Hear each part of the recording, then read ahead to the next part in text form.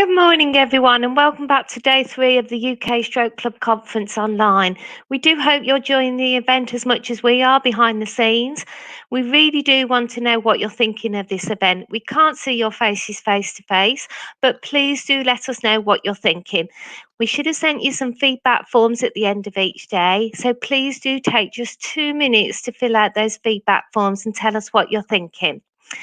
If you haven't had the feedback forms, then don't worry. We will put the information in the chat bar and you can complete those at your leisure over the next day. We look forward to our sessions today. We will be getting started shortly, but just a couple of things. If you'd like to join the conversations, then please do join in our chat box to the side of the screen. Here you will be able to see conversations and questions posed to other speakers and conversations between other attendees.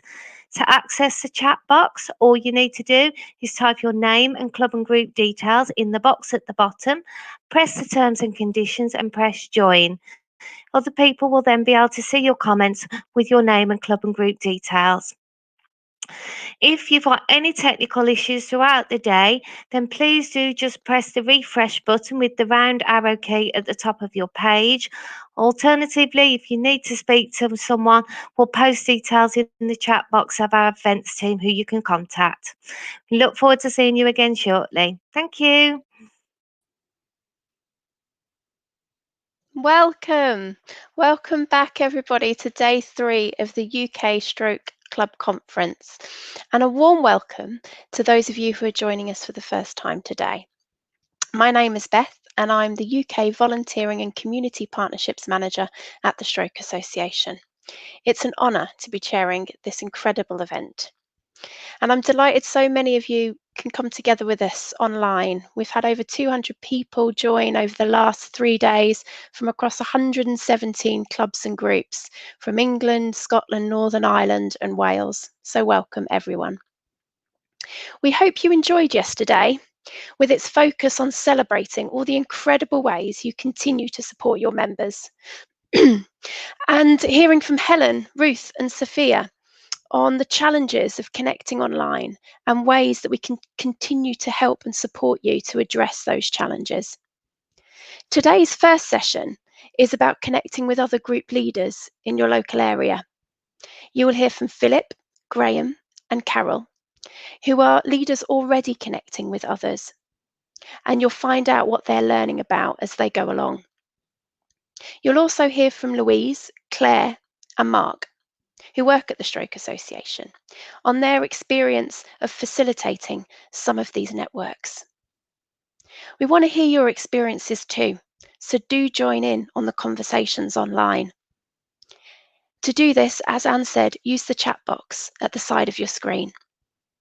You can put questions there too for us and we'll answer them at the end of the session. We'd love to see pictures of you enjoying this event from your own home. So if you're familiar with social media, Instagram, Twitter or Facebook, please do share your photos and spread the word using the hashtag UKSCC. So without further ado, let me introduce you to Louise, who is our Volunteering and Community Officer in the south of England. She's going to start off by giving us a bit of background to these work. Thanks, Beth. Thanks, everybody. Good morning. It's really lovely to be virtually with you this morning and to be part of this virtual club and group conference for the first time.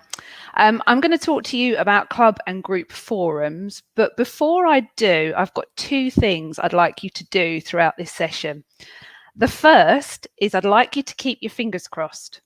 I've been having some Wi-Fi issues this morning and some technical difficulties, including a power cut at 6 o'clock. So fingers crossed, everybody, that we don't have any unwanted interruptions. The second thing really is to reiterate what both Anne and Beth have said. We really do want to hear from you throughout this session by using the chat function. Let us know about your experiences of connecting with other clubs and groups, or just say hello and send us a message. We really would love to hear from you. And throughout the session, if you think of any questions that you'd like to ask myself or any of the panel at the end of the session, then please post them there as well. Okay, so let's start then. I'm going to talk to you about club and group forums, and I'm going to give you an overview of the work that we've been doing to connect clubs and groups through forum events across the country. I'm going to give you some background on how this work began, and I'm going to explain to you what a forum is and why we've been running them and what they can do for your club and group. We're going to talk about what's worked well, and we're also going to talk about what needed tweaking and how those learnings have actually helped our forums to evolve over time. I'm then going to hand over to my colleague Claire, who's going to talk about the opportunities that can arise from connecting with other clubs and groups in your area. Okay, so let's start by talking about how all this began. In 2016, the Stroke Association received money from the Big Lottery to help us scale up stroke group activity and opportunities within the community.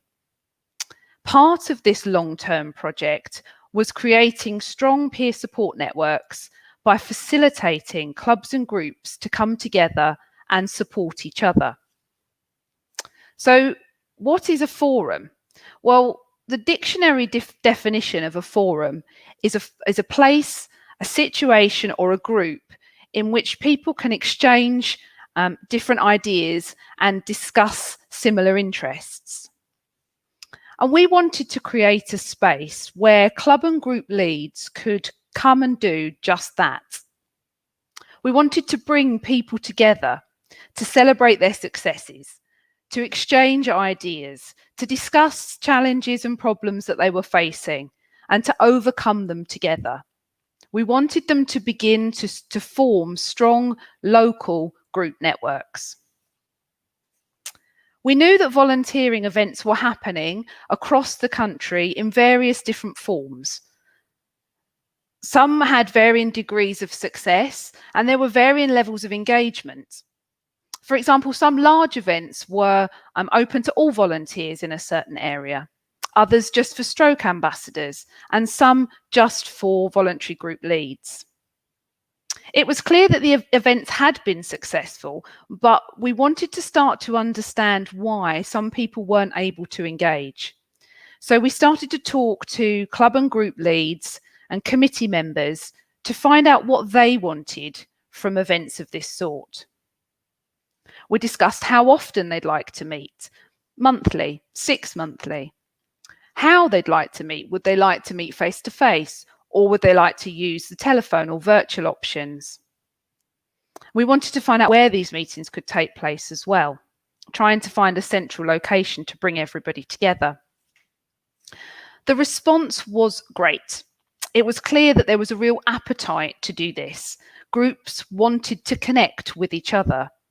They wanted to find out from others whether they were facing similar challenges, and they wanted to be able to discuss this and come together in this way. So we set about organising our first pilot events, and in the South we were part of that. Across the country there was one pilot event in the North, one in the Central Zone, and 2 in the South. Our first event in the South was actually held in the conference room of our local museum. It was a very large room to fill, and I invited everybody and anybody I could think of. So we had volunteers there from all our groups. I invited stroke ambassadors. I invited local staff. I thought it was a great chance for us all to connect. We had people from the national team. I also invited local organisation representatives as well. It truly was the place to be. And I was astounded by the response that we got. We had a fantastic turnout. We actually sold out, which was wonderful. I say sold out, obviously the event was free, but everybody had heard how good the sandwiches were. The agenda that I put together was packed. We had speakers covering topics from ideas and activities to do at your group, including an archery session. You can imagine the risk assessment that we had to do for that. We had somebody there talking about how to support members with aphasia. And we had various other activities planned for the day, including a session about how to organise outings. After the events, we were really pleased. We gathered feedback from everybody, and the feedback was overwhelmingly positive. Everyone who attended our events had thoroughly enjoyed them. They got a lot out of the speakers. But predominantly, the one thing that came through from everybody who attended was they wanted to hear less from us and more from each other. The lesson we learned was the value of these meetings. It wasn't all the information that we could pack into the agenda. It was hearing from each other. Talk less and listen more. Now, I don't know if any of you have been lucky enough to see the musical Hamilton. I'm going off on a slight tangent now, but my daughter adores that musical. And there's a line in that which really sums up the feedback that we got. And Aaron Burr at one point turns to Hamilton and says, "Talk less and smile more." And that's what we did. So across our pilot areas, we began to organise smaller, more localised meetings. We brought together club and group leads from specific localities, and we completely loosened the agenda. We made sure that there was enough time for sharing and for listening to each other. And these meetings began to be a regular fixture for all of us. It was a great chance for us to come together and discuss challenges and share ideas. And we started to see the beginning of some fantastic collaborative working. Joint projects on things like fundraising events, discussions about outings together so that the cost of a coach or some of the other practicalities could be shared. And then came COVID. Face-to-face activity across the country and the web stopped, and the UK went into national lockdown. Connection and communication had never been so important, and we needed to adapt, and our forums needed to adapt. Since the end of March, we've worked across the country to enable leaders of groups and clubs from local areas to come together online. And in the South, our club and group forums became virtual coffee and catch up. In my area in particular, we used Zoom, which I confess before March I hadn't even heard of, but is now my second home. Our first Zoom meeting was quite small.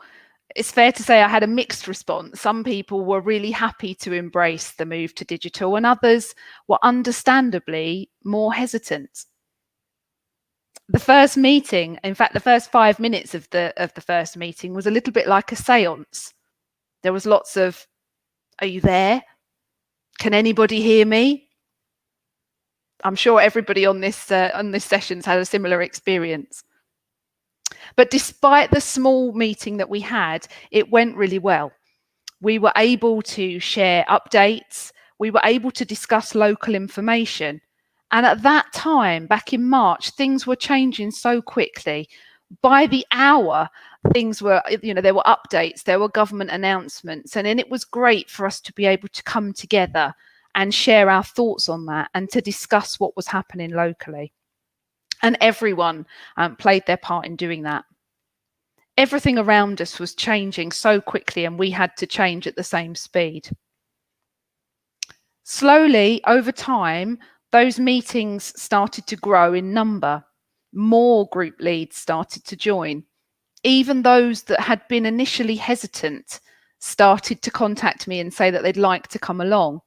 And I set up a one-to-one session with each of them first, just to show them how Zoom worked, so that they could familiarise themselves with the platform. I was still acutely aware that not everybody was in a position to join those meetings, and I didn't want to exclude anyone from the value of those virtual club and group forums.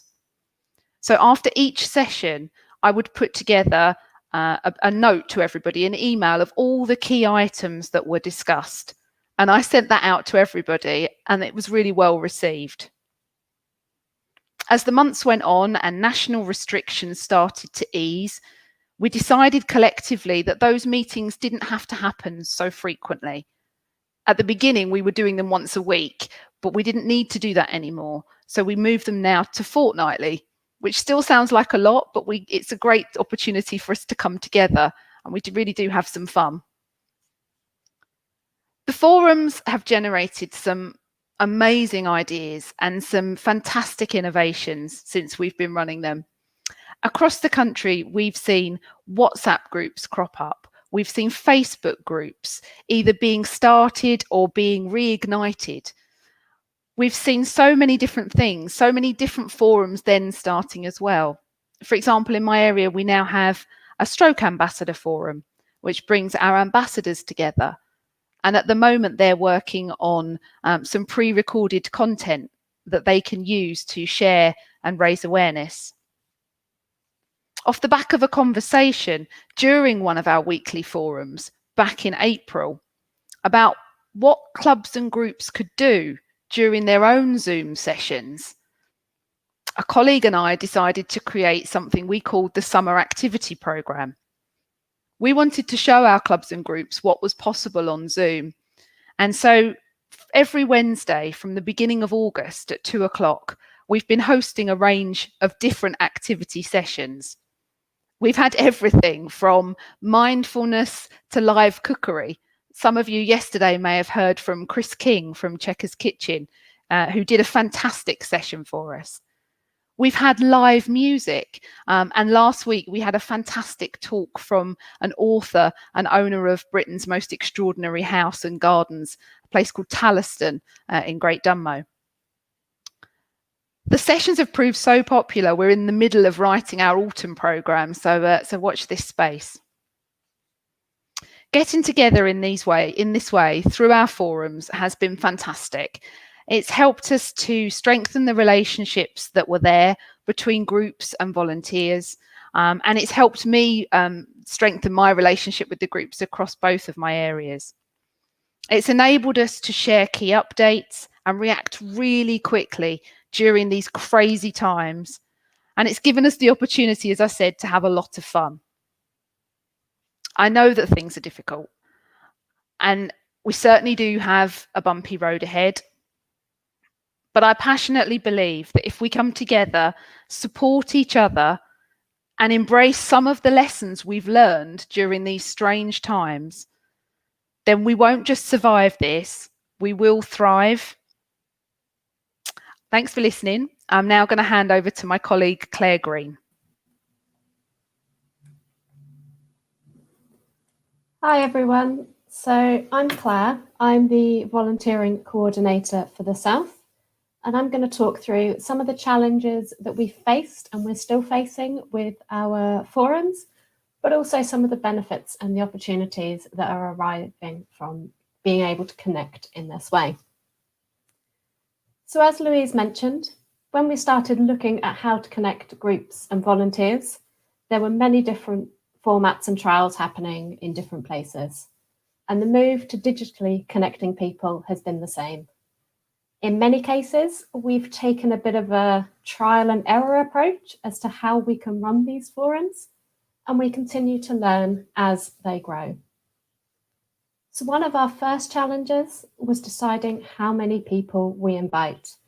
Do we open these up to a wider area, or are they better focused more on smaller local community groups?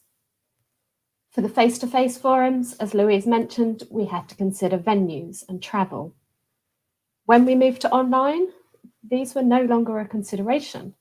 But did we want to open these up to a large group of people? How many people is too many on a Zoom call? How many is too few?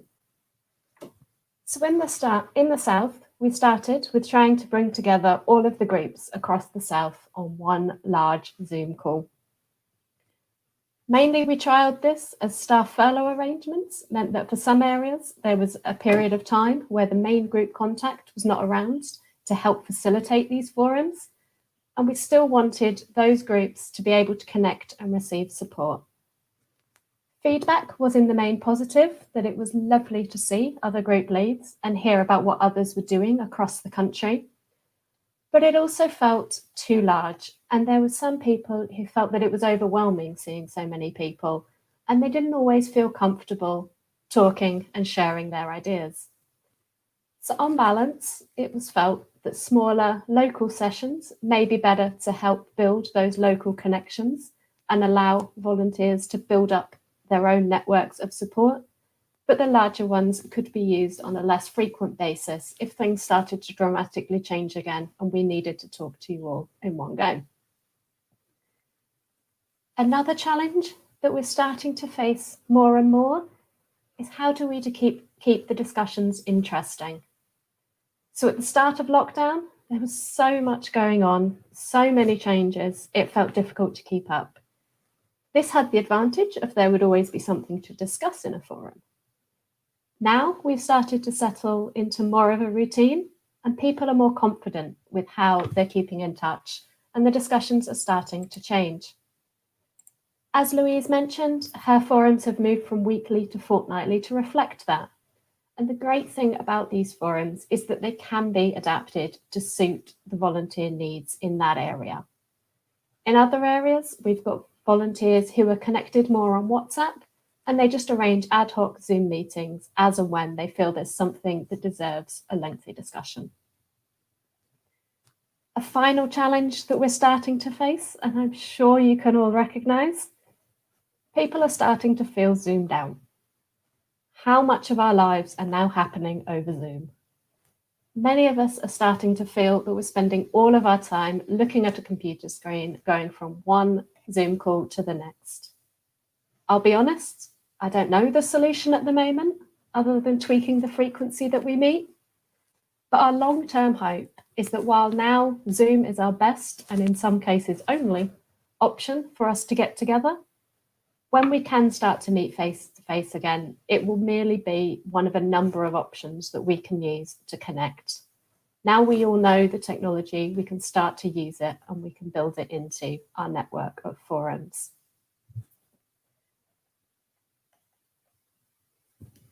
Our hope as well is that these forums develop. As these forums have developed, you guys have had the opportunity to make friends, have some fun and build connections for yourselves so that you can start to contact each other with questions and provide support to each other as well. Before lockdown, as Louise mentioned, as a result of some of the face-to-face forums, groups were beginning to visit each other, some just for a coffee and chat, others for friendly competitions or joint Christmas dinners, which is fantastic. I also spoke to a volunteer the other day. He said that joining a forum was the first time she got to see that there were others who were as passionate as she was about what she was doing. So we all have those interests that those around us, our family and friends, they just don't get. They don't want us talking their ear off about it the whole time. The forums are a space for you guys to meet others who do get it, and you can really have a decent conversation and talk through those ideas that you have. They're your community, and we hope that we're helping to make you feel part of that community by building these forums. By keeping our forums small and local, it means they can be tailored to you guys and tailored to the local needs. As we go through winter, we know we're all going to be experiencing different situations with local lockdowns, different rules and regulations. But beyond that, we also know challenges faced by stroke survivors are different across the country. Postcode lottery is often mentioned. The support that stroke survivors receive depends so much on what's there in their local community. So you can help shape your local forums to focus on your local community needs and discuss these issues between yourselves. And you can be there to offer each other support and guidance as well. You can also reach out to each other for support on things like fundraising efforts.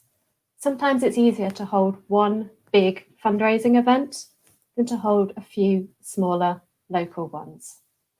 Or raising awareness in the local media. This is another thing you can do together.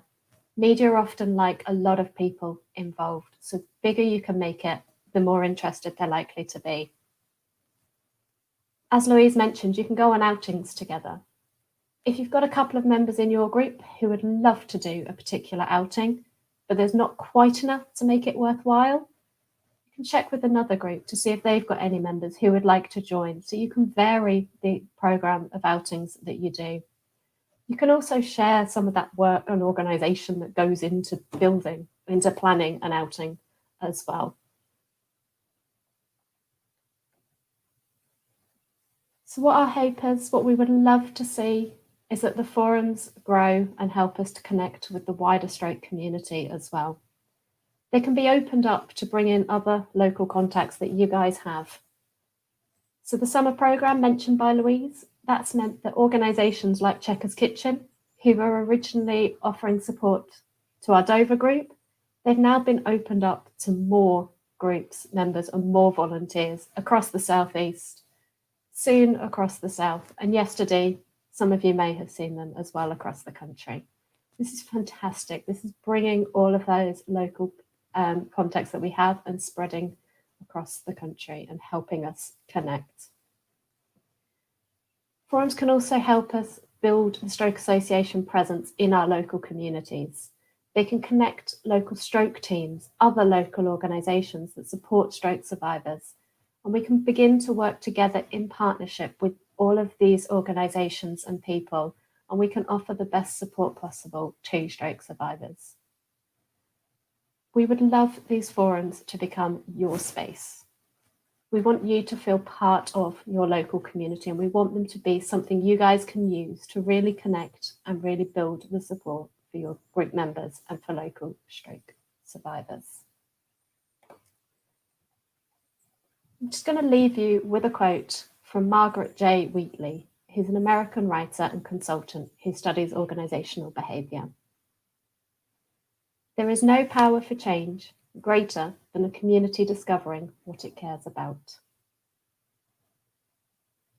So we're now going to pass over to a couple of our group members. We have Philip Milne, the chairman of Dunmow and District Stroke Support Group, and Graham Tidman, who is the secretary from the Thurrock Stroke Project, and they're going to talk about their experiences joining local forums. My name is Philip Milne. I'm the chairman of Dunmow and District Stroke Support Group. Dunmow is a small town about 8 miles from Stansted Airport in Essex. We have a group of stroke members who number about 14 from this area, and we have several wonderful volunteers. The group is organized by me, basically, with a committee, and the exercises which we major in are run by a physiotherapist technician. She's not a qualified physiotherapist, but she is employed by the NHS, which I find is very important, because it was set up originally by the community physiotherapist, and that was 25 years ago. And I don't see why the NHS shouldn't help us, because we're helping them. We meet in a sheltered accommodation where we have use of the lounge, which has got a small kitchen attached to it. So after our exercises, we can have coffee and chat, which is great. We've about 14 members, and I keep them informed of what's happening. During lockdown, I've tried to phone them everyone at least once a fortnight, including all the volunteers, so kept in touch. I've attended several forums, and we have a forum on Zoom with the surrounding members, organised by the Stroke Association, and I've attended several local and national forums in the Stroke Assembly and Stroke Clubs conferences, which I've found very helpful to keep us informed as to what's happening and to know what other clubs are doing.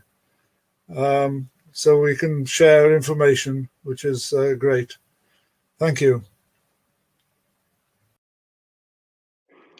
Hello, I'm Graham Sidman. I'm the Secretary of Thurrock Stroke Project, Grays, Essex, for the last 7 years, and I've been a stroke ambassador for about 3 years.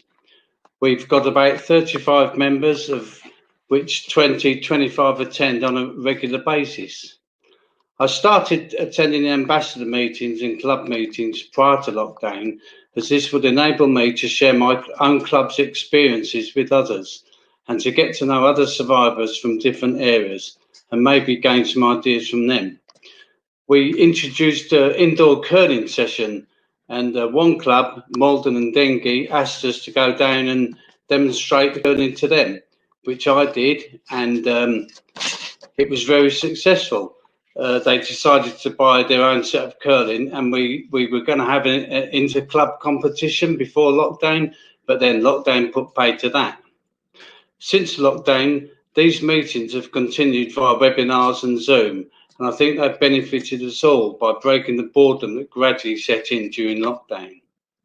They've helped not only me, but other members of the Stroke Project, either by them joining in with the sessions or by me telling them what's been going on when I telephone them each week. I hope to continue with the meetings as long as they are available, or until lockdown ends and face-to-face meetings commence once more. Thank you.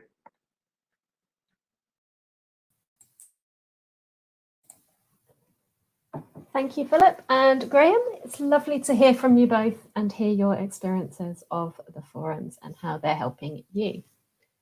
I'm now going to pass over to my colleague, Mark Dyer, who is the Volunteering and Community Manager in Northern Ireland. Hello, everybody. My name is Mark Dyer. I'm the Volunteering and Community Manager here in Northern Ireland. And I'm here to chat to you today about the catch-ups that we're having in Northern Ireland for our Stroke Association voluntary group leaders. Similar catch-ups are happening elsewhere, as other people have described, but I just wanted to give you a flavour of our experience of it. So why are we having these catch-ups? Well, we thought it would be a good idea to connect our SAVG leaders, considering the levels of, considering the levels of support that they're giving their group members, and the similarities and differences in support that they're giving, that they and their volunteers are giving during this time. We wanted to create that community of people. We had tried in the past with physical events to get people together, but sometimes geography or just people's lives just made it very, very difficult for us. And also as well, we fell victim to that classic blunder where we tried to get people together in larger events like stroke assemblies, but unfortunately those programs were packed and we didn't really get people together. So during this time, we decided to invite all of our SAVG group leaders together on Zoom sessions. It seemed the best way. We did a bit of a straw poll about, who could use what technology, and that came out top. So let's talk about the numbers and the median. We've had 4 sessions so far. Monthly meetings are enough for us that we have actually found. We started in June. And just to say, this is all very new to us, and it's all very new to our group leaders. So it's taken a wee while to bring people on board. The attendance has risen steadily, but it's still a smallish group. And that is actually really, really nice, because it means that people can get to talk to one another, and also as well to learn the means and I suppose the etiquette and the tricks around communicating in this fashion. I think we still have to remember though that this medium doesn't suit everybody, being online and Zoom. So we always make sure that we're checking in with all of our group leaders, including the ones who are and aren't at our Zoom sessions, by other means. But we have offered, as other people have said, any group leader who would like to connect via Zoom, via this fashion, or indeed in any other way online, we've offered support and help. So I'm going to talk a wee bit about the importance of introduction and catch-up. And I was at a webinar yesterday during this conference, and people spoke about the difficulties in actually bringing new members into groups, especially online, and how difficult it actually was. And it's just the same for group leaders as well. We have leaders joining with each session, and we give them the opportunity to introduce themselves and to say a bit about themselves and their group. And it's very, very important that actually people do this, because we were quite siloed off in Northern Ireland in terms of our group leaders. So they didn't really know each other that well before these Zoom sessions started. So during the actual catch up itself, we make sure that there's time and space given to basically for people to actually catch up. And it really is, it's a bit of crack, and it's really nice to have that peer support element inside the sessions as well. The best part about the catch-ups is when I, as the facilitator, actually don't speak. And that is happening more and more often as people are getting more confident and are getting more used to actually communicating this way. So what do we talk about? Well, apart from catching up, which is probably the primary reason for having the actual session, is we talk about updates coming out of the Stroke Association locally in terms of what myself and my team are doing. Things like our new Facebook group or our new choir. We talk about issues coming from the communications of the Stroke Association nationally. Perhaps the FAQs in and around voluntary groups. We talk a wee bit about that. The leaders give updates in and around their group members and the challenges that they're actually facing, and we pick up on those. We talk about when we come across new referral organisations like AbilityNet and anything else that is in their area that we and they can share. We talk about, of course, recovery, and I think we've covered that in the course of this conference. But it is very important, and we do leave a space every time for that. And of course, there's an open forum as well, just so people can talk about what they'd like to talk about, and obviously give feedback to us about what they'd like to see in the next session. So it's really, really important that there is that voice there, and that the group leaders are actually taking ownership of the sessions and they're feeding back to us. We don't want to really don't want the sessions to become samey and people to actually leave the catch-ups because of that. And I suppose the last thing that I'd like to speak about is why we're continuing to do this. Well, as I said before, we want to keep as connected as possible during this time, and we want to create that smallish community. We want to learn from one another.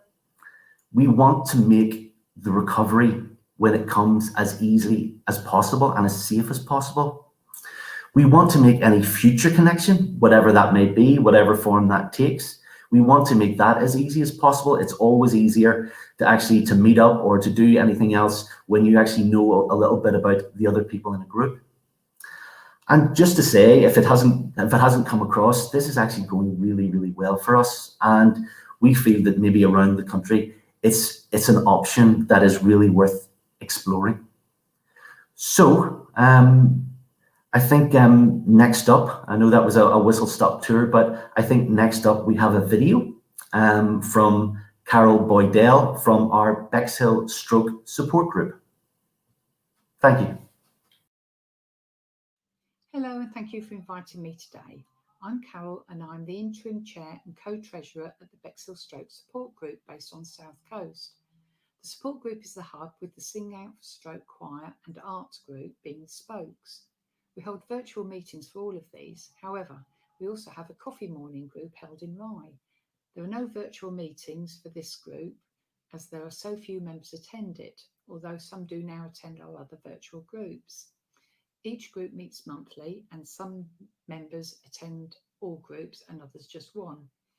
In total, we have about 70 members. When lockdown was announced and we could no longer hold face-to-face meetings, I had a virtual meeting with my stroke coordinator, Marie. We were saying how much we were missing seeing everyone at the group, and everyone would be missing the meetings.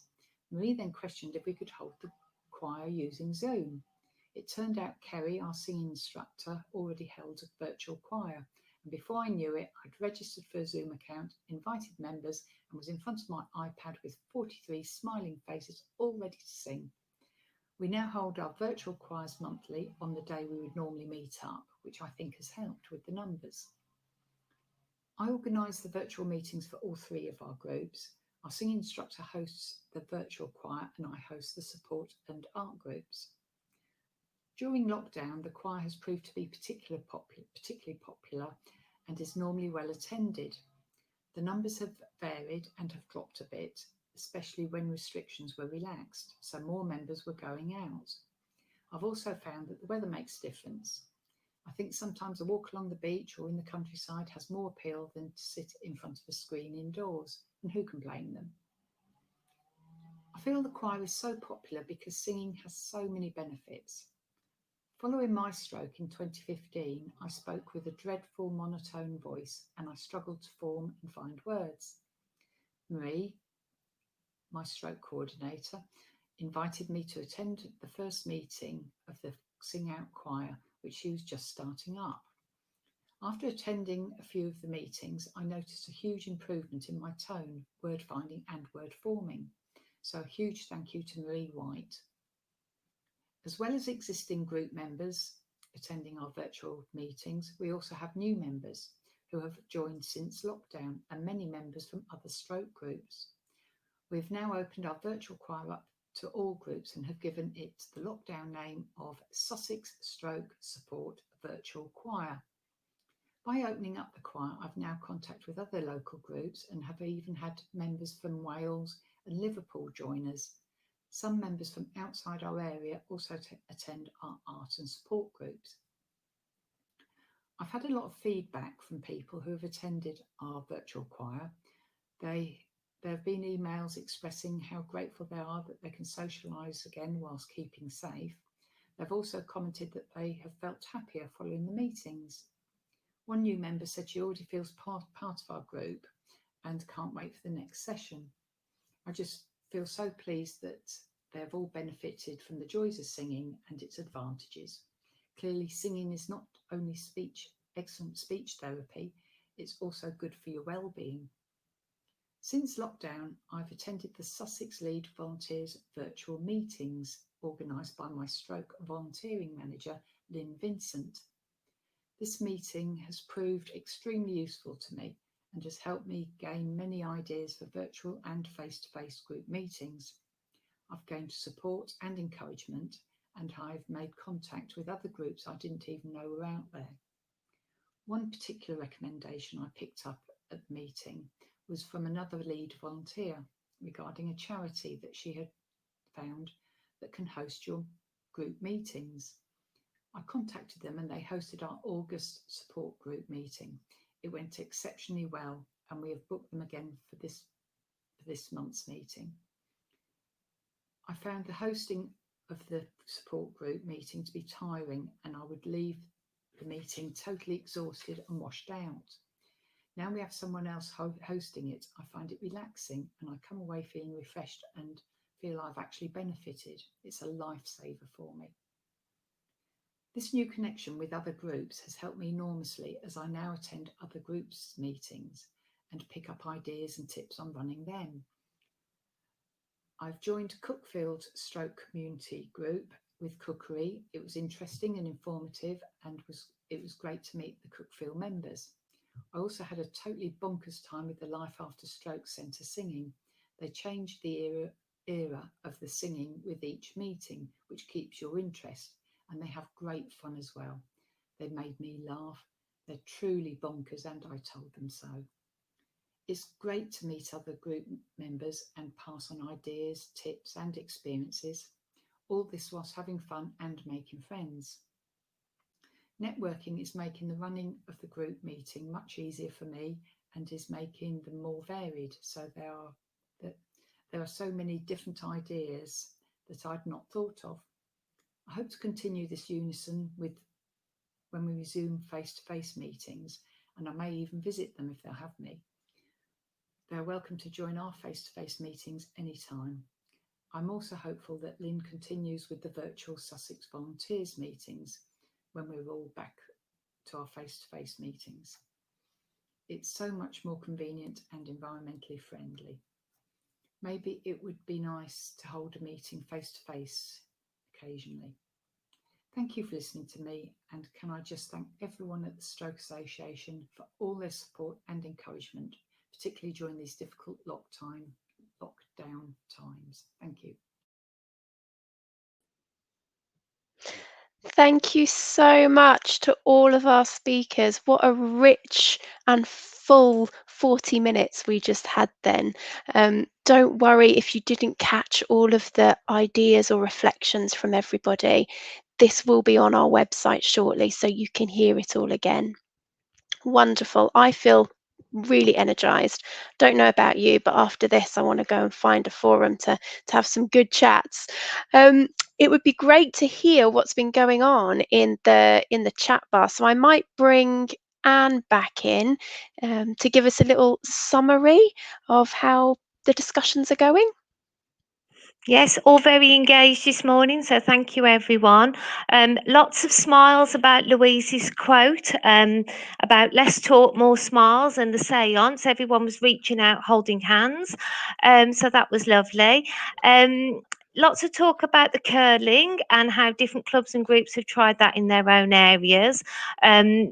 Alan Moore from Stowmarket had noted that it's good to bring in other organisations to deliver some of these activities. It builds connections and also helps not having to store all the equipment themselves. There is some requests to get more involved in the curling ideas, so we'll share details about that online. David Burgess had noted that they had started some forums up in the northeast, but for various reasons they haven't carried on, but they are making their own connections themselves with local clubs and groups, so that's great to hear. Please do keep posting your questions and we'll get those over to the speakers. Wonderful. Thank you so much, Anne. Brilliant. I'd like to bring back bring back the speakers. If we can fit us all on screen. Hello, lovely to see everyone's faces. Welcome, Graham. Welcome, Carol. Welcome, Philip. Lifetime. Hello. Wonderful. So, yeah, we've had a few questions come through. And one of them is, I have not heard of local forums. Are they in all areas? And how do I get involved? And maybe I could go to Louise to talk a little bit about, if people haven't heard about the forums in their area, what next for them? Yeah, it's a really good question, and we are conscious that they're not necessarily happening everywhere across the country. I would just make a point that not everybody is labelled them as a forum, and perhaps not everybody actually sort of sees them in that way.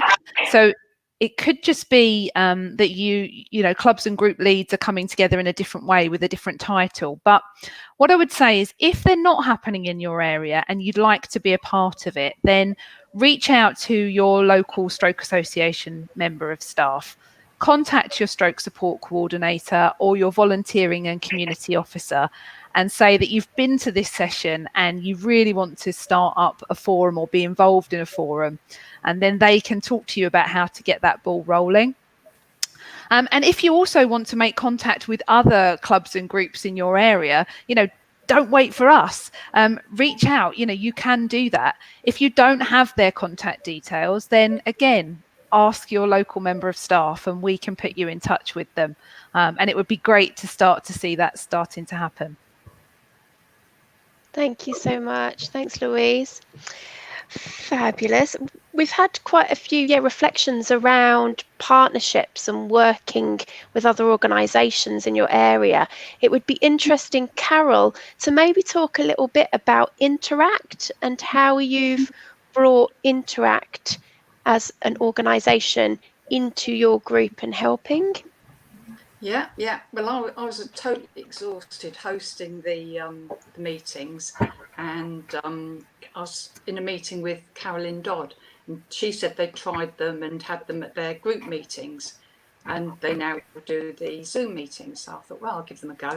It was brilliant, absolutely brilliant. She's great fun, and she really engages people. Some of our more phasic members were really struggling to manage with Zoom. They found it all a bit overwhelming, but she slowed it down and she engaged them and got them to input to the meeting, which was great. Yeah, and she varies it each time. We had her for the second time yesterday, I think it was, and it went really well.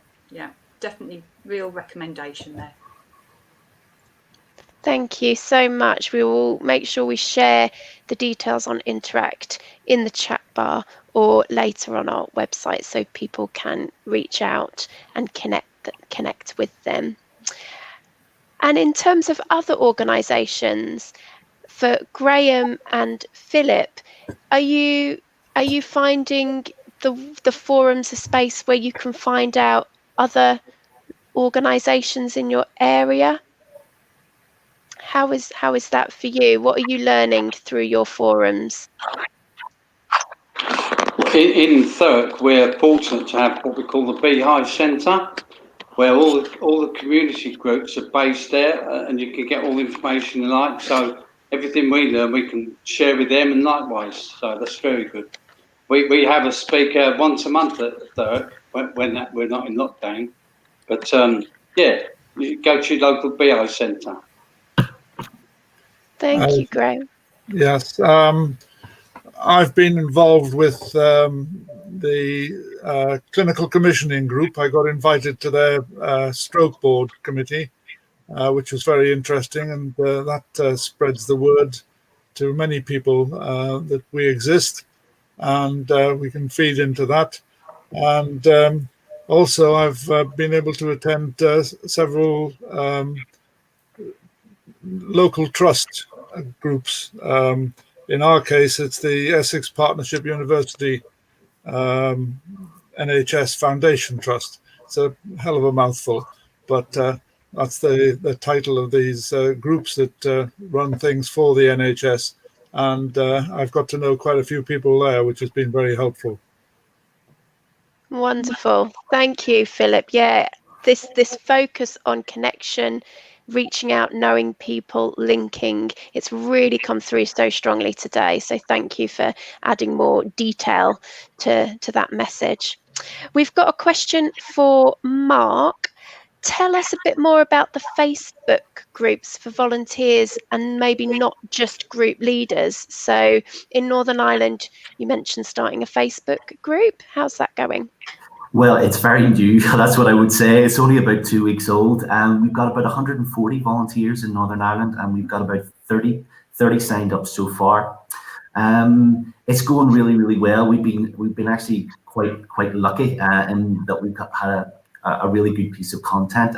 One of our stroke ambassadors, Paul McLean, was on a program on Channel 4 in the past 2 weeks called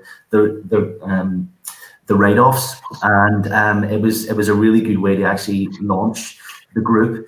As you say, Beth, the group is for all volunteers in Northern Ireland, and what I was able to do through my my group leaders forum was actually to I was actually just afraid that I wouldn't have anybody commenting or posting, so I was able through my my group leaders forum to basically ask the group leaders to begin and get the ball rolling with comments and content, and it's worked really well because a lot of the group leaders have posted content about their groups and pictures and what they're getting up to, very much like the presentation that Michelle kind of gave yesterday. So that's been really, really good. I think what we're trying to do is just to try and connect just as much as possible, and it's just trying to find ways to actually to do that and trying them based upon the feedback that we've actually received. And just to say, I really do recognize people's struggles with actually using IT, because it took me about 2 weeks to press the go live button because I wasn't really sure about the about the use of that type of that type of Facebook activity, even though I'm a Facebook user. But it was okay. It was okay. It just took me a wee while to pluck up the courage, but just with a bit of help and support, I was able to do that. Thank you, Mark. We've had a question from Mandy. Welcome, Mandy. Mandy Jones. She's asking, are forums available for affiliated groups to attend? They absolutely are, Mandy, but I will, yeah, everyone's nodding there. Absolutely are. Yeah, so Graham, would you like to say a little bit about that as Well, we're an affiliated group, and I've been in the forum since day one. So yeah, they're available for all, and I recommend them. Thank you, Graham. Brilliant. We've also got a comment from Marie White, and talking about when face-to-face will be possible again. They use fire stations and they have a community room for free, and we use this for our Hastings art group when they do meet face-to-face again in the future. So a bit around venues, I suppose. Would anyone like to comment a couple of minutes on venues? So Louise, you mentioned, and Claire, in terms of the venues that you've used previously and how you work to get free venues. Yeah, I mean, I don't mind going first. I think, you know, it's important as we sort of look to have more localized forums that we do try and use free venues. And actually, as I mentioned, we've kept the agenda quite informal. So it's quite nice to just meet in a coffee shop or somewhere that you can get together. I know Graham will remember we actually met in a community centre. They had a little coffee area and we met there. And it was fantastic. It worked really well. Obviously, if you're going for something slightly larger and you're bringing more people together, then you do really need to find something that's quite central, that as many people as possible can access, which is why we ended up using the museum. But there are free venues out there. And actually, it's another great thing that you can perhaps talk about together as a group. You know, who knows what the local free venues are, and sharing that information together. Wonderful. Thank you so much. Any last minute reflections? I'm aware we've got 2 minutes before 11 o'clock. If anyone would like to give any last reflections, please do. I'd just like to say that this online has been really good because it keeps everybody together and involved. But there's nothing like a face-to-face conference. So everybody's got to go next year. They're brilliant. Thanks, Graham. Yeah, I think we will absolutely be following up this online conference with communication of what we see as possible for our future events moving forward. So we will be asking you, your views and thoughts on how we move forward with Club Conference over the coming years, given what's going on at the moment. So, but thank you. You're right. There's nothing like face-to-face, is there? Can I just say thank you to everybody for the Stroke Association's help. It's wonderful just to know that you're there if we need you. And the help that I've got over the years has been fantastic. I've been chairman now for 12, 13 years, and it's just great to know you're there. Thank you. Thank you, Philip. That's wonderful. Thank you. We appreciate that. Right, well, unfortunately, we've run out of time. We could probably talk about this, as like most sessions, for another hour. But if you do have any further questions for any of the speakers or anybody that you've seen comment in the chat bar and you want to link with them after this, please contact us, clubconference@stroke.org.uk, and we will get back to your questions directly and we will link you to people you would like to still talk to. So grab a cuppa, leave your screen on. We'll see you at 11:30 for our final session that I'll be delivering with Liz Roberts-Wilcox and Stephen Jakes, who you met on Monday. And we're going to talk about our vision for the future and moving forward together.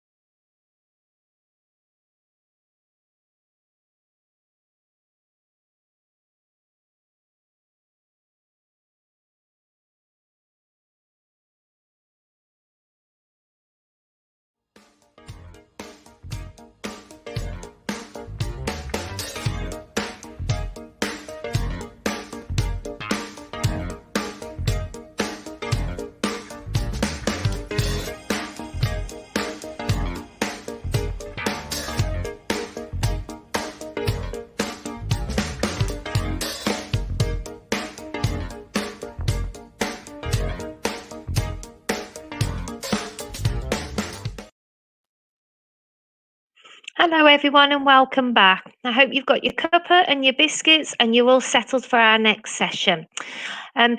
Please do let us know if you've got any questions from the last session. You can send those over to us at clubconference@stroke.org.uk and we will get back to you.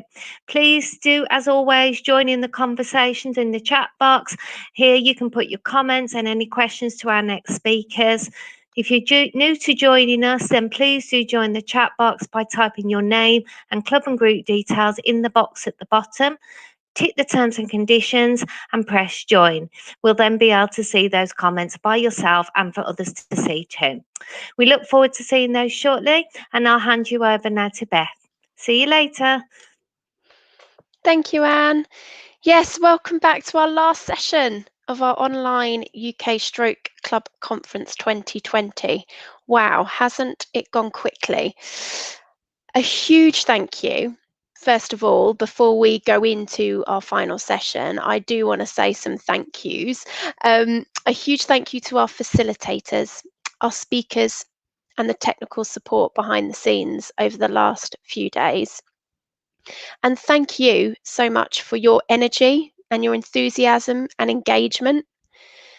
Thank you for your kindness and support you've shown to us and to each other while we've got to grips with quite a different type of conference.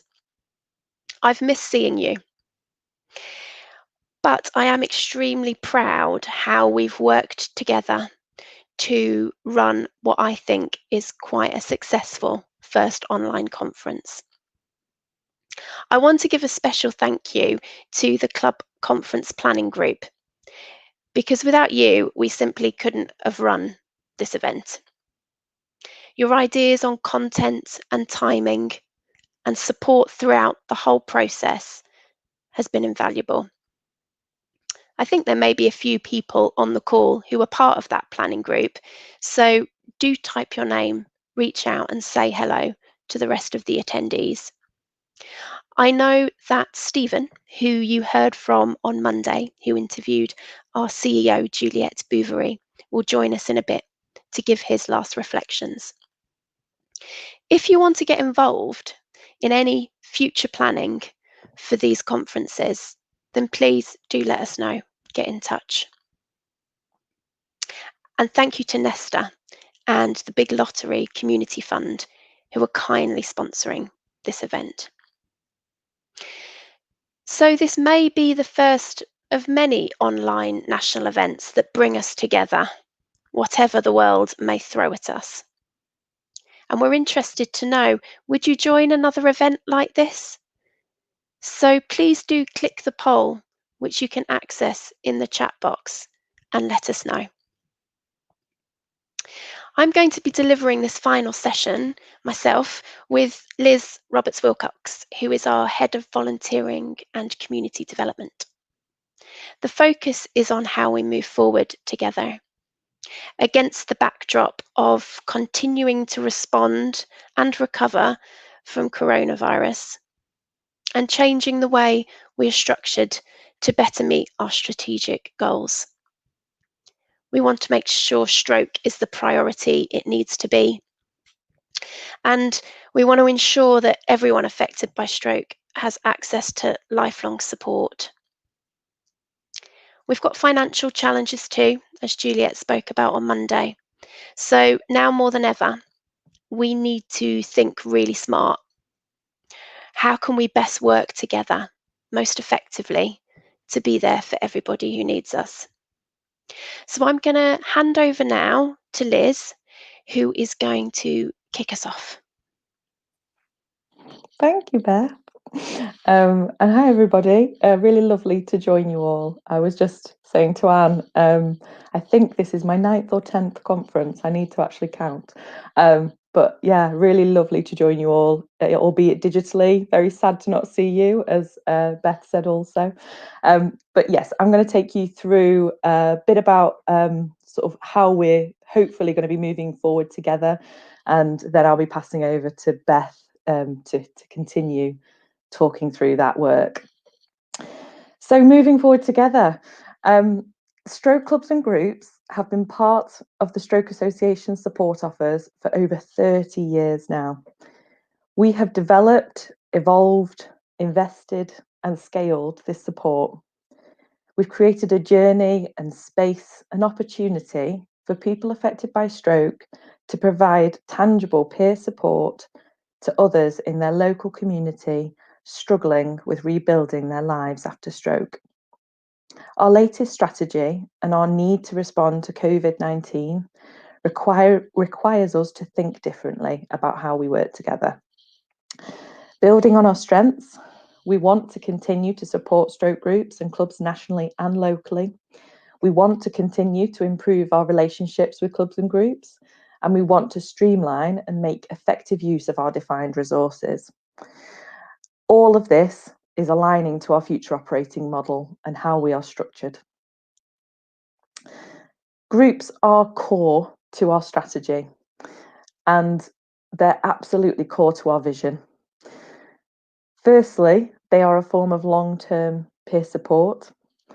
Peer support is when people use their own lived experience to help each other.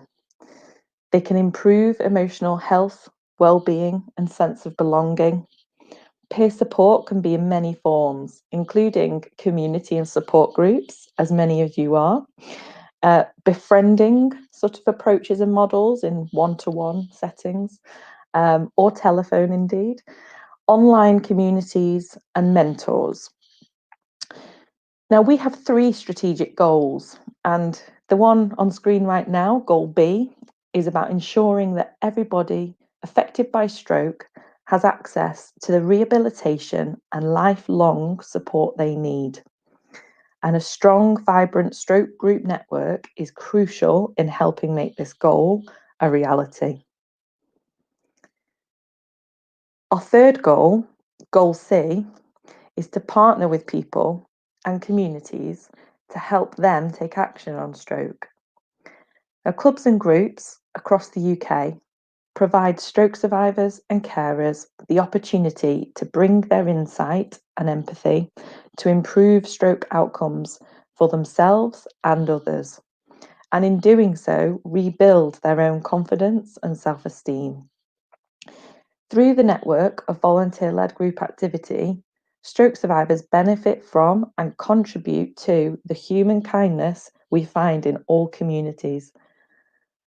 These groups are made up of people passionate about stroke as a cause and condition and taking action on stroke, and they raise awareness of the profile of the cause and the condition in the local community. So clubs and groups are integral to our Stroke Association strategy. But what's our vision to enable us to achieve these ambitions? We want to support and enable an enhanced high-quality stroke group network. And now this visual, we've tried to pull together to help articulate that and hopefully show the sense of family and connection that we really want to see come together in the future. So we want to create this network. We want to create that feeling of family, connecting people together, whether you are a voluntary group, affiliated, unaffiliated, no matter the size of group.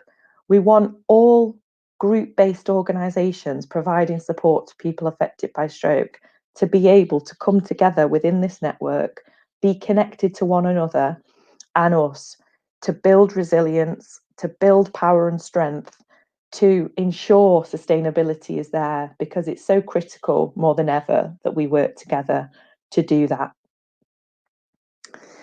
I'm now going to hand over to Beth to give you a bit more detail about the work going on in the stroke group review, but hopefully that gives you a bit of a sense of where we are, where we've been, and where we're hoping to go. And Beth's going to go into a little bit more detail about the thinking we've had so far. Thank you, Liz. Yes, so a vision we can absolutely achieve, and we're already on that journey. So we're not at the starting point. And hearing from you has been absolutely crucial in starting that journey and continuing it well. So just pausing a minute to think about how research and your views absolutely underpin the vision. We commissioned several external pieces of research over recent years, specifically around our clubs and group network. Last summer, a research team called Bright Purpose interviewed lots of volunteers and staff, and we did an online survey too. And you heard from Ruth yesterday in the digital webinar about our lockdown survey, where we asked people their experiences of groups during lockdown. And you heard from Helen from Reason Digital yesterday too. Both these projects bring in your views and experiences. So we've heard from you on what's important on our road to recovery, both in our face-to-face approach and our remote support. And your voice continues to inform our plans. So how are we currently working together? Well, you've heard from Stephen on Monday, and you'll hear from him later on his reflections of being part of the steering group for this piece of strategic work. We're delighted that we have volunteers from groups across England, Wales, Scotland, and Northern Ireland.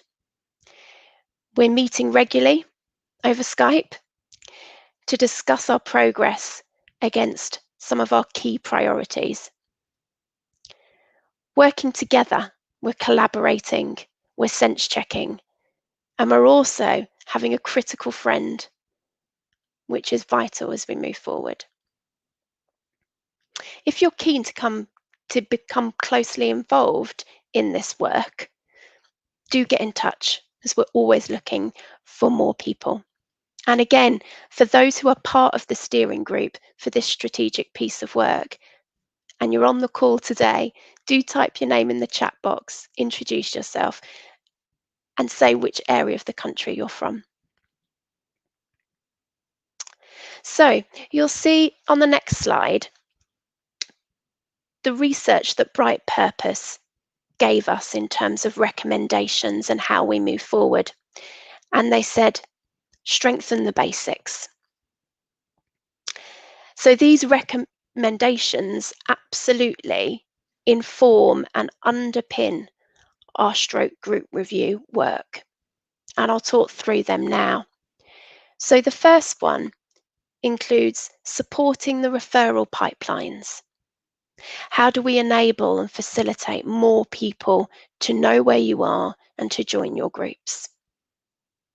They also talked about making it easier to begin volunteering. We know and hear from you that lots of people want to help, but are maybe put off by the formal volunteering roles. So we need to think about how we can support people to support your group easily. There's also practical visibility and support. There's sharing learning and practice.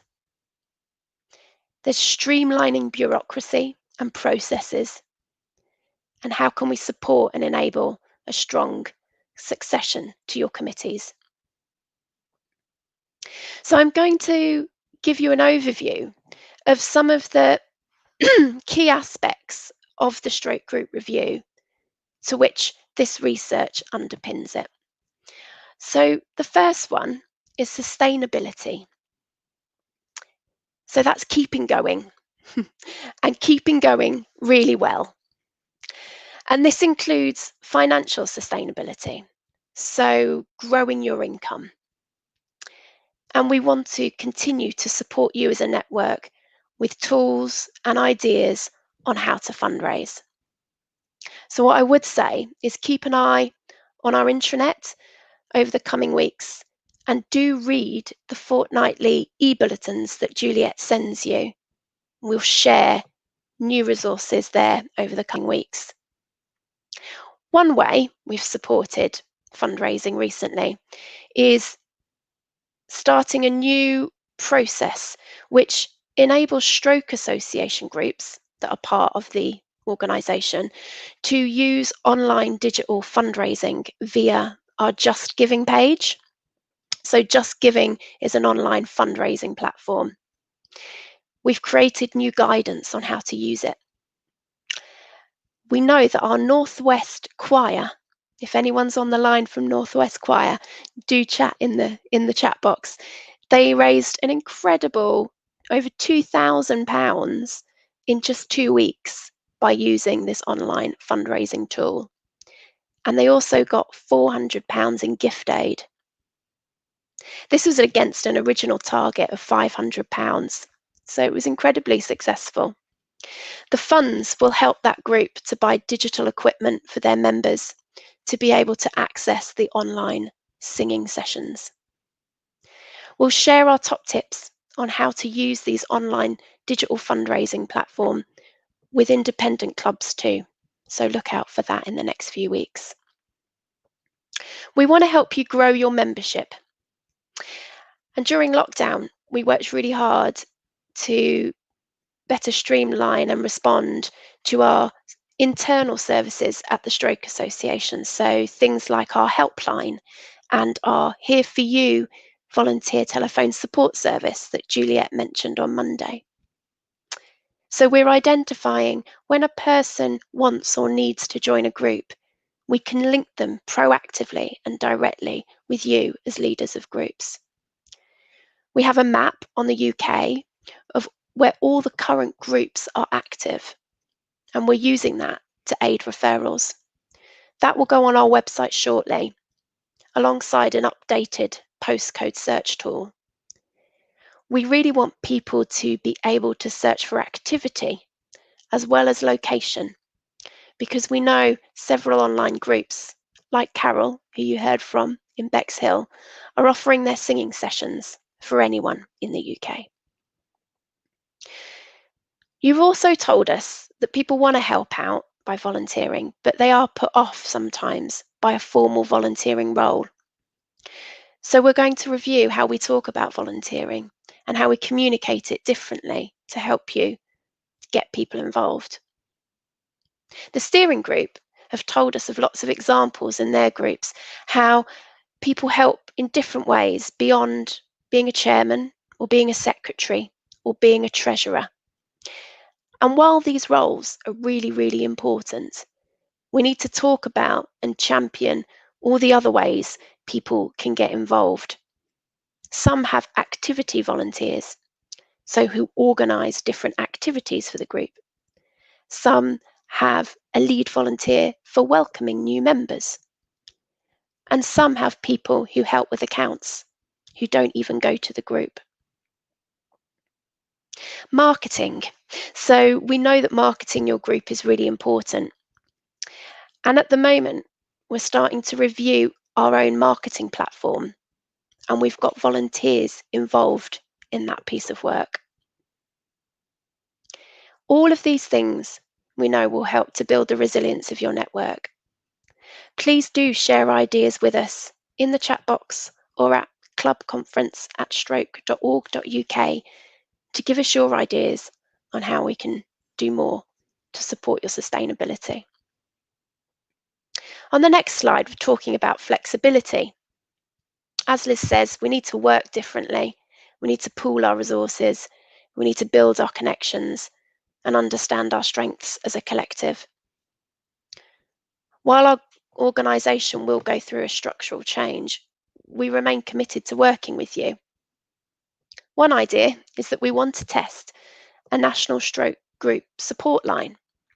So wherever you are in the country, you're able to call and get advice on the operational aspects of running a group.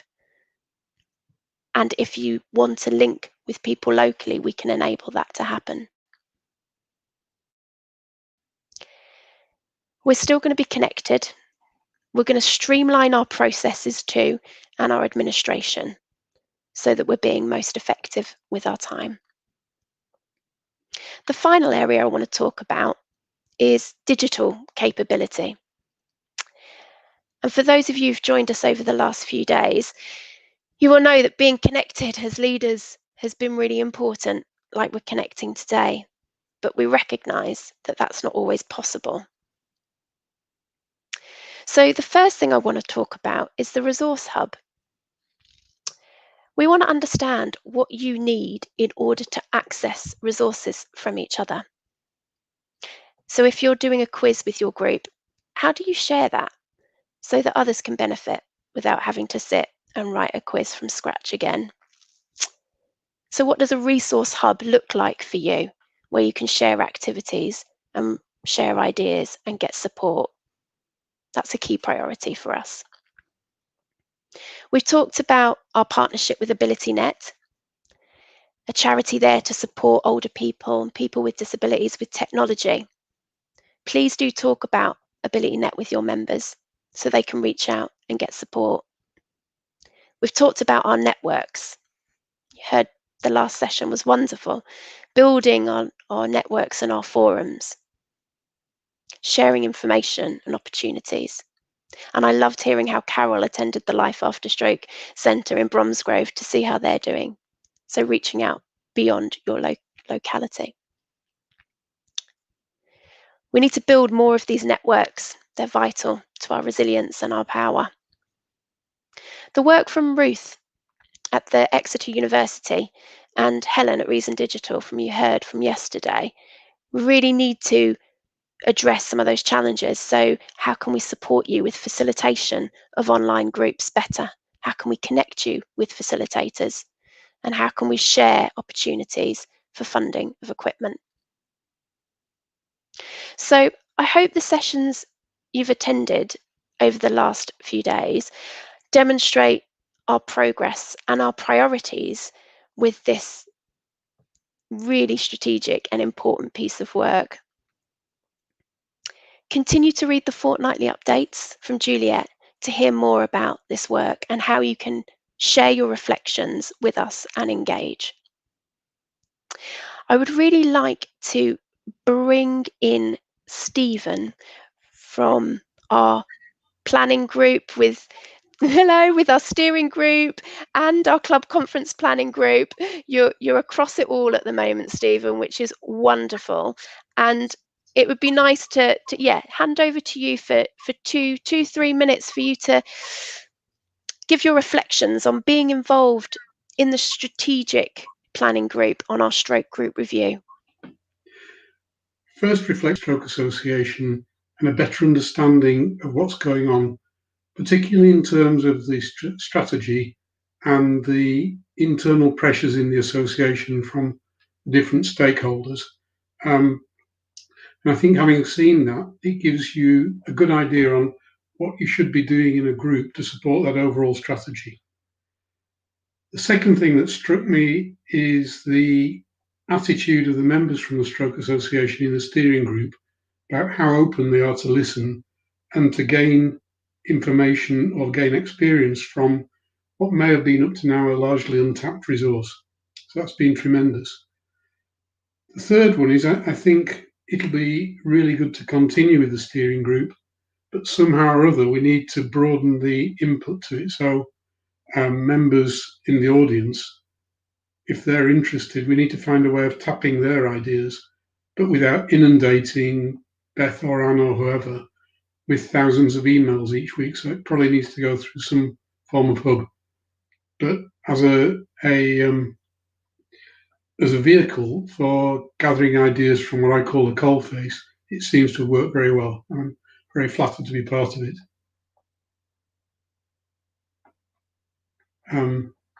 So that's probably my reflections there. Thank you. Thank you so much, Stephen. It is an absolute joy working with the planning group, and it feels that we're tackling the issues that we need to tackle in the right order. So it's brilliant to have that collaborative team. So before I bring Liz back on and we answer a few questions, because we can see some coming in, thank you everyone for posing those and engaging. Anne, would you like to jump back in and just give us a reflection on the theme of discussions that are going on the chat box? How's it going? Yeah, there's some shout outs to people from the steering group, so thank you for those.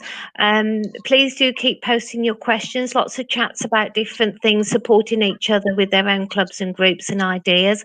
But please do pose your questions for any of our speakers. Thank you, Anne. Let's bring Liz back in and we will make our way through some of the questions. So we've had a question from Lorraine from Nelsey. Hi, Lorraine, and Nick Can, who are keen to know more about the Just Giving and the gift aid. So that's fantastic. Lots of money to be made, I think, through that platform. I think the best thing to do to find out more about that would be to contact Chris Dutton. And hopefully Anne can share Chris Dutton's email address with you in the chat box if you haven't already got it. So that would be the best point of call to start you going. And if I go on to the next question, from John, hi John, does the map include affiliated clubs? Yes, it does. So a nice simple answer to that one, John. So we're absolutely capturing the activity of groups and clubs that are active now. So our teams will be working with you locally to find that out. If you haven't had a conversation with your local volunteering and community team about your activity as a club, please do reach out to them so that we know we have the right information for you. Brilliant. There's another question here I might pose to Liz. So this is from Graham. Hi, Graham. I've been trying to get onto our stroke unit for years, but have been blocked by red tape. This would be a great place to let survivors know about our group. How do we get around this? It's a long-standing one, this one, isn't it, Graham? Absolutely, yeah. I've heard this many times, many occasions. I think there's a number of things here. There's a role for us to support you more locally in terms of if we have existing relationships, how we could help break down some of that red tape and find ways of getting your marketing materials on into hospital sites. I've been having some conversations recently with the charity RVS, as they, as many of you'll know, have their own shops or cafes or sort of areas where they can display information. And I've been speaking to them about how could we use some of that space kind of politely and promote what's happening in the local area. So I'm definitely having those conversations nationally to try and enable that. But I think what you're talking about is actually the active referrals from the health professionals, which I think is key. The thing that we've just set up recently, the new service, Stroke Association Connect, is another way in which we're reaching new referrals coming directly out of hospitals. So I think that's another angle that we could ensure that when people are coming out of hospital and we're getting that direct referral, that then we're able to let them know exactly what's in their area and as Beth was talking about before, ensure that referral is happening and that integration's happening, instead of there being a sense of gatekeeping and not telling people about groups yet because they may not be ready. I've sort of heard that over the years, and actually who are we to determine when people are ready to know what's in their area? And I think the more we can equip people with the right information, the knowledge and what's going on, they're adults, they can make their own informed decision and connect with people locally. So I think there's a number of things we can do there. I know I've just thrown a few things at you, but yeah, I think let's keep talking about this because this is critical for the sort of the referral pathway in the membership, as Beth was talking about before. Thank you, Liz. Is there anything from your perspective, Stephen, in terms of, does that resonate for you as well, the challenges of reaching new people in stroke units with your group in Birmingham? It's a challenge to reach them in the stroke units, but I think overall between North Birmingham and Sutton Coldfield, we've probably got the bigger challenge of too many stroke survivors. which is an awful challenge to have. And we need to work together to see how we can cope with that. So, yeah. We've had a question from Vivian. Hello, Vivian. Thanks for joining us today. Question around recruiting volunteers. So, any advice for recruiting volunteers? I am a new volunteer with the Stroke Association and I am learning how to use a smartphone for Zoom, so have very limited skills. Yeah, it's a challenge at the moment. It's a challenge in normal worlds, isn't it, recruiting volunteers, let alone when everyone is personally and collectively dealing with a global pandemic. So you're not alone there in terms of recruiting volunteers for your group. And that is absolutely something we're focusing on in this review as well, around how we can bring more people together and into groups. Liz, have you got any reflections on recruiting volunteers in this new world? Yes. Yeah, I think my reflection is also about how volunteering is changing, has changed. There's different generations of volunteers coming through, and we really need to consider how we reach people, what is it we're offering, and what value people could bring, even if it's for a short period of time. I think we're often within, especially a sort of service or a group setting, looking for that commitment and that longer term commitment. And absolutely, you need that. But you also might really value some shorter term commitments from different types of volunteers, or volunteers that could support the sustainability of the group, but not necessarily have to come to the group itself. So their skills may be better utilised by helping with referrals, helping with the accounts, as you said, Beth, helping with marketing or fundraising, but they may not be available to come at the time and day of your group. So there's something about thinking about what skills and time and support do you need, and then it is about understanding that and then targeting your approach of who are you looking for here. And that's something we need to support with, absolutely. So we're thinking about how can we create opportunities that you could promote and advertise better for volunteers. We do have opportunities for you to do that now. We can advertise on national volunteering platforms on your behalf, and we used to do it on our website, but we're just reviewing how that's working. But I think there's things we can do in terms of promotion, but I also think it's about how do we want to connect with younger volunteers, people in education, people looking for different experiences, people who've been connected and touched by stroke in their family and want to make a difference. So how do we reach those people? So yeah, there's lots in there. And I think the working in partnership angle as well, I think, is key. You know, the voluntary sector is big, it's huge. There's a wonderful amount of volunteers across the sector, and how can we pool some of those resources? And again, I'm looking to speak to other charities about how could we work better together locally. So where you may be struggling with having enough volunteers or people to support, and it may be the running of your group, exactly that. Is there volunteers available who are supporting another charity in the area that would be very happy to come and help you out in those 2 hours at your group? So there's something that we're looking at called a volunteering passport, that once somebody's been through sort of DBS checks and basic training with one charity, they have a passport that enables them to support another, and it means they're not having to go through all of that, the checks and all of that again, which would make volunteering a lot easier for people and more accessible.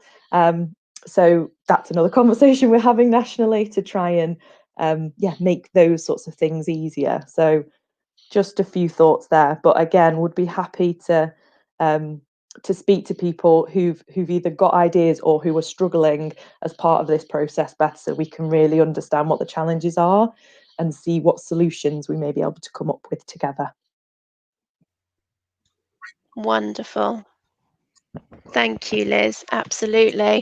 And I think, you know, Penny from Epping Forest has just let us know that they registered with Voluntary Action in Epping Forest to get more volunteers, and there may be similar agencies in other council areas. So reiterating your point around working with volunteering organisations locally and nationally. So yeah, that's wonderful.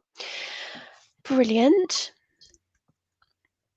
I think, yeah, we had another question. So people are interested on the online fundraising, which is fantastic. So if you are wanting to explore this further as a group that is part of the association, or if you're an independent club, please get in contact with us. So you could email Chris Dutton if Anne shares the contact details, or you could email clubconference@stroke.org.uk, as that's the one that we've been saying for the last 3 days, and we will link you up. So we'll make sure we share our tools on using online fundraising. Fantastic. I might ask you both at this point, we might dip back into some more questions relating to this session, but at this point, if I go to Stephen first, what would be your light bulb moment of this conference, or something you're going to take away? And you can answer that from your perspective as a group leader or as a planning member. That's an unfair question, because a light bulb moment, it's more like Blackpool Illuminations. I think perhaps what's come across most to me in this forum is the effectiveness of the chat box. I've never been real fans of chat box on online things, but apart from the 2 sessions where I've been on the stage, I've watched it as one of the members of the audience. And I should say to the audience that when you're doing this presenting, you can't see the chat box coming on the screen. But the activity in that chat box has been incredible, absolutely amazing. So that's one of the things there, but there's always a but. And the but is the conversations need to be kept going afterwards. And so we need to find a way of facilitating that. That's by far the biggest one, I'd say. Another takeaway, I think the idea of a volunteering passport, which I've just heard about, is absolutely incredible, because I nearly gave up trying to be a volunteer just through the sheer difficulty of getting approved for one charity, let alone more. And I think that came into the hospital picking up people as well, because it was a different charity. Other takeaways, actually, can I just diversify a bit? There's been so much activity in the chat box that I'm sure everyone in the audience will have takeaways. And I'll be sitting here at the moment saying, I'm going to do this, I'm going to do that. There's lots of things I'm going to do. And it's well proven that if you write down what you're going to do, you have more chance of doing it, or share what you're going to do. Normally, I'd say to people I'm talking to, write down 2 or 3 things that you're going to take away and do as a result of this conference, and share it with your phone number to the next person to you. But seeing as we're not here, how do you share it? Perhaps on the chat box, people could start entering what they are going to do as a result of this conference. So the chat box is one thing. I think for me, there's been a huge number of new ideas come forward from this. And from my experience of the face-to-face conferences, I would say that perhaps there's been more involvement and interaction through that chat box than there is when there's a conference with people attending. And it might just be that there is less inhibition to using a chat box than there is to asking a question in an audience of 100 people. Another reflection, huge increased reach. I think we mentioned on the first day how many people were here from a long way away who wouldn't get to the Midlands. So yeah, that's another big tick. And then the last one I've got for now is, I would say, just the usual huge dose of positivity you get coming out of this. You end being really motivated. And I've written down a list of, I have 2 headings. One is WWW, which isn't World Wide Web, it's what worked well. And the other side is EBI, which is even better if. And the what worked well is probably 3 times longer than the even better if. So I'd stop there now and let Liz have some feedback. I don't think I can top yours, Stephen. For me, what are my reflections? I think similarly to how Stephen was describing the chat box, I've just been really pleased to see how many people have been not just able, been motivated to sign up and join us. I think it's been such a challenging year and continues to be for so many. We really wanted to do this conference still and to reach out to you all, knowing that we were not going to be able to connect in the usual way. But so proud of the team, how they've been able to pull this together and facilitate everything. And so grateful for the sort of motivation and commitment from all of you as volunteers who've come along, joined, actively engaged, and hopefully benefited. You know, this is why we do these things. We want to connect with you, help you connect with one another, and benefit from information sharing and updating of where we are with our thinking and where we may be going together in the future. So I hope we've achieved those things. I feel like we have, and yeah, I just think it's been lovely to see the transition from physical to digital, but still feel so positive and so engaging. So really pleased with that. And yeah, I think apart from that, Beth, I think Stephen's said many other things that that absolutely I agree with. What are your reflections? I'll ask you back, Beth. What are your thoughts?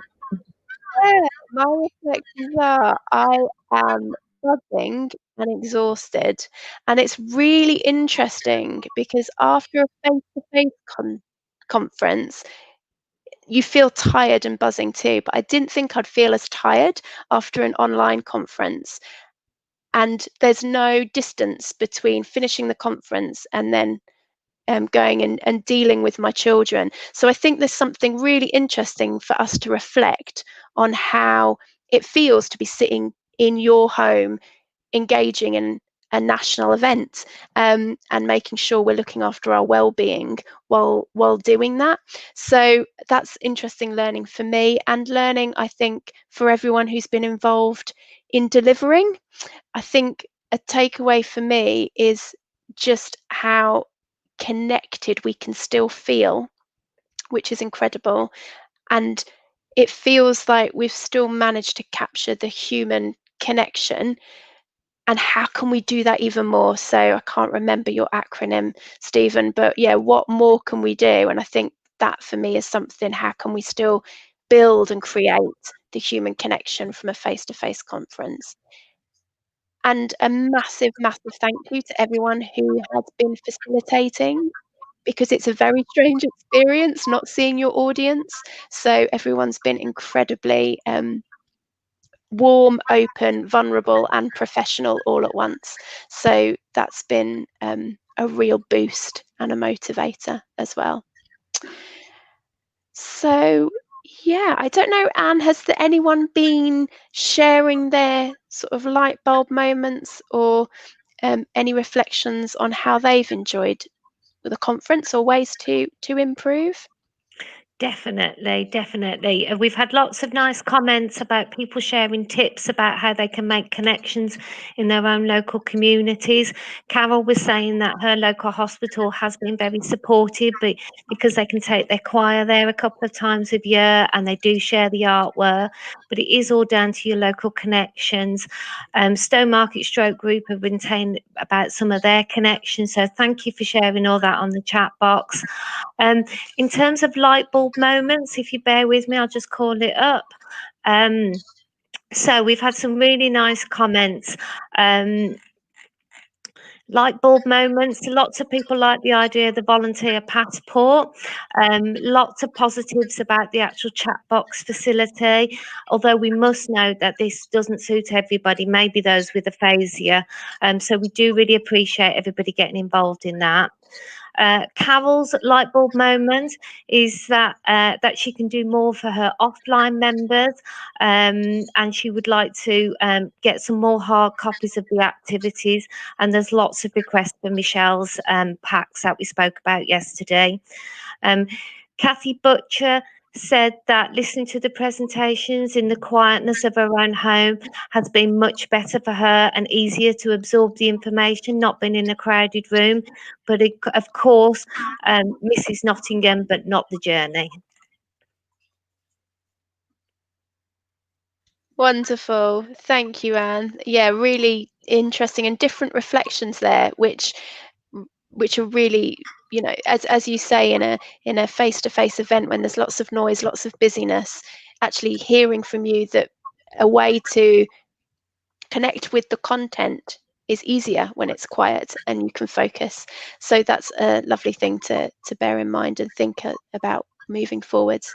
Before I close the session and close the conference, I just want to invite Stephen back for a few more minutes, because I know you've got a few more reflections which would be lovely to share, because I'm sure it will spark thinking and ideas with your peers and colleagues out there, and then we'll close off.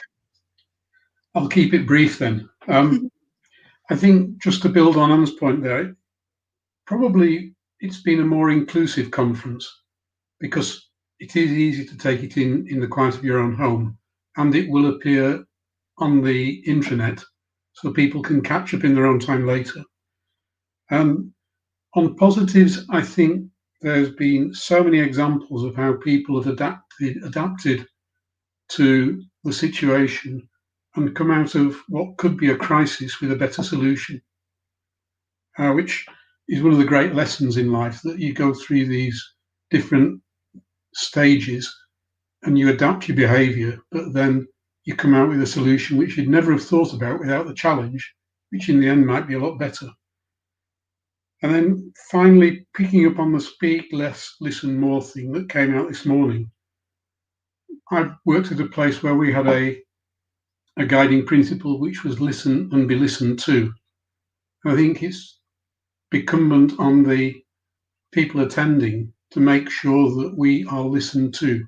So it's very easy to sit here and say, is it good to hear all this fine talk coming from the organisers or whatever else? But a key part of it is that volunteers were being listened to. But if we stop speaking, then there's nothing to be listened to. So that chat box has got to be kept going, and somehow we've got to find a way of maintaining the conversations that's gone on and being heard. But if we as volunteers don't speak, then we'll never be heard. I'll stop there. Thank you. Amazing. Thank you, Stephen. Absolutely. And I think we will be able to carry on that chat box in ways that we can think through our review and our how are we bringing and sharing information ongoing. Like you're saying, it can't just sit within this conference. How do we keep those connections and those resources that everyone's got going between you as a network? That is absolutely our focus and priority. So I just wanted to read a few more reflections before I close. Thank you so much for continuing to share, because we know it's getting close to lunchtime. So Angela from Sutton Coldfield, welcome Angela. Thanks for an excellent conference. This is just what we need to provide support and encouragement. Thank you. And then Kathy, as a volunteer, this remote conference has given me new hope that we are working together and feel more engaged with the Stroke Association. So thank you and well done. That's a wonderful outcome, Kathy, that you feel more engaged with us. That's brilliant. And then Kate and Ray, watching together.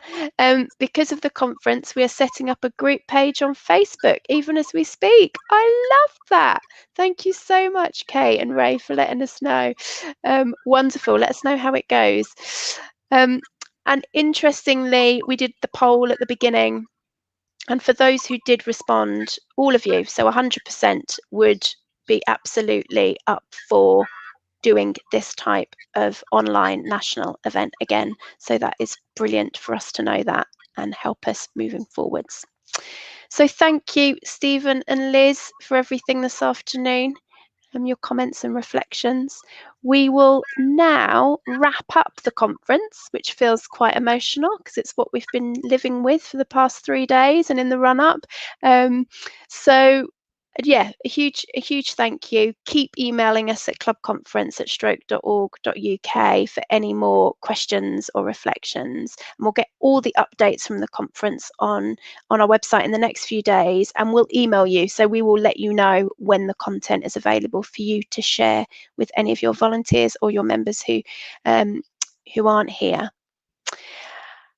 And a reminder, please do take 2 minutes to fill out the feedback form.